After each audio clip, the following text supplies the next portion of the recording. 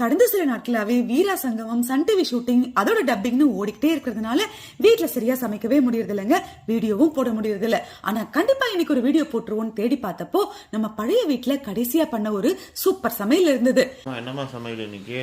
Mutton biryani. மோகி, mutton பிரியாணியா? சீக்கிரம் பண்ணுங்கம்மா. பழைய வீடுனாலே என்னால எப்பவுமே மறக்க முடியாது. அதுவும் அந்த சமையல் கட்டு. இன்னைக்கு இந்த வீடு எவ்வளவு விஸ்தாரமா இருந்தாலும் அந்த குட்டி சமையல் அறையில நான் எவ்வளவு சமையல் பண்ணிருக்கேன். நம்ம யூடியூபோட ஸ்டார்ட் அப்பே அங்கதாங்க.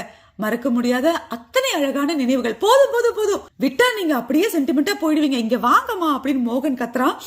ஆமா சொன்னனே, சூப்பர் சமையல் மட்டன் பிரியாணி. இப்படிதான் சொல்லி மோகனை ஏமாத்திருக்கேன். ஆனா நம்ம பண்ண போறது செம்ம டேஸ்டான ஒரு மீல் மேக்கர் பிரியாணி. இது செய்யறது ரொம்ப ரொம்ப ஈஸி.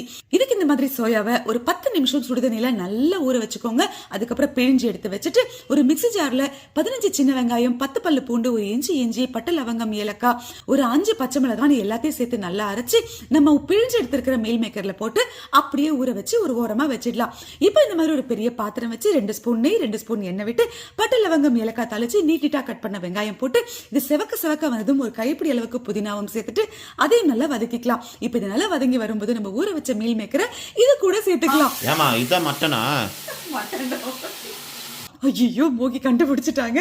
இப்ப இதை நல்லா வதக்கிட்டு இதுல நம்ம வீட்டுல எப்போ ரெடிமேடா வச்சிருக்கிற பிரியாணி மசாலா ஒரு ஸ்பூன் சேர்த்து தேவையான அளவுக்கு உப்பும் சேர்த்து நல்லா வதக்கி எடுத்து வச்சிருக்கிற அரிசிக்கு அளவா தண்ணியும் விட்டுக்கலாம். இப்ப தட்டு போட்டு மூடி தண்ணி நல்லா கொதிச்சு வந்ததும் நான் சீரக சம்பா அரிசி எடுத்திருக்கேங்க. இதை நல்லா வாஷ் பண்ணிட்டு ஒரு 10 நிமிஷம் ஊற வச்சிருக்கேன். இந்த அரிசியை சேர்த்துப்போம். ஒரு கிளறி தட்டு போட்டு மூடி 10 நிமிஷம் கழிச்சு திறந்து பார்த்தா சும்மா வீடே மணக்கிற அளவுக்கு நம்ம கமனம் மட்டன் பிரியாணி ரெடி. அப்படித்தானே சொல்லி ஏமாத்திருக்கோம்.